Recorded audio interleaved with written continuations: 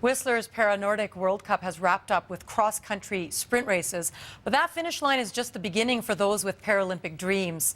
Here's CTV's Whistler Bureau Chief Sarah Galashan with the story of one of Whistler's own who, against the odds, is on course to compete in 2010.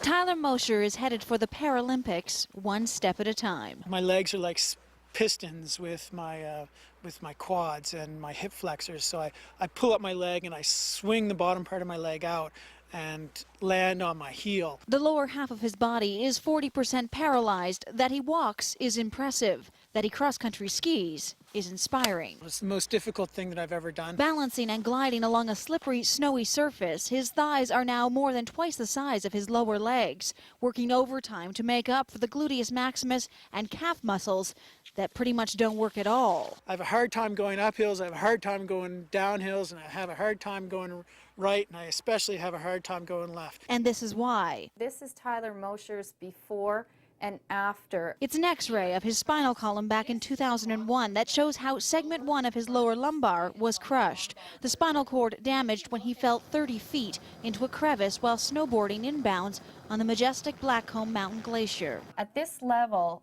some patients will never walk again, and some patients may be able to stand.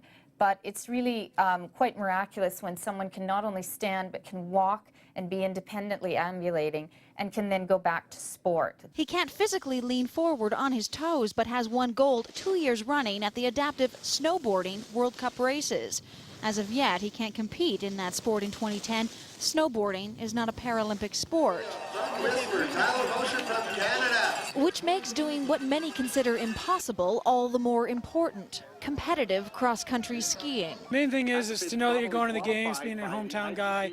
It's really important, and I'm pretty sure I'll be going to the games. At Whistler's Para-Nordic World Cup, he was the fastest Canadian racing in the men's standing division against athletes with varying disabilities, bringing Mosher, an incomplete paraplegic, one step closer to crossing the Paralympic finish line on his own 2 feet. Sarah Galashan, CTV News, Whistler Olympic Park. He's going to do it. Come on. Yeah. Amazing Good luck. stories. Yeah, coming out of there. Yeah. Absolutely. What's coming up in sports?